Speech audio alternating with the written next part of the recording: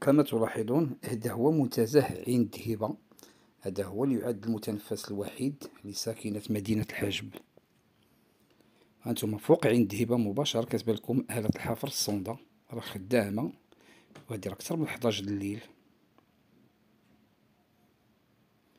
راه خدامة، والصوت ديالها مع الأسف مغاديش تسمعوه من هنايا.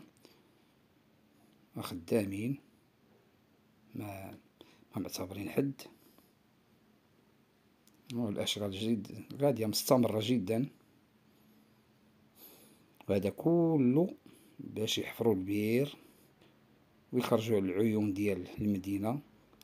وهذا الحفر هذا هو اللي غادي يأثر على عين دهيبة، وغادي يأثر على عين خادم، ويأثر حتى على عين بوتغزات اللي ربما نشفات دابا كاع. وهذا كله باش يسقيو واحد الكازون تاع واحد المشروع يعتبر فاشلا من الأوائل تاعو، دون مراعاة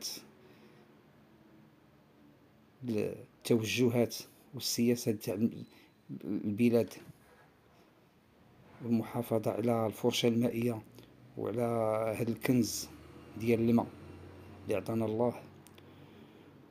والخطاب سيدنا الله ينصرو كان واضح في هذه السياسة المائية، ولكن مع الأسف ما كاينش اللي ياخذ بعين الاعتبار. ولذلك وأمام هادشي اللي كتشوفوه دابا قدامكم، راه الساكنة كطلب من عامل إقليم يتدخل لإيقاف هذا النزيف اللي غادي يخرج على العيون، ويخرج حتى على بعض الجمعيات المائية اللي كتستافد من هذا الصبيب هذه العيون، واللي هما مغلوبين على أمرهم.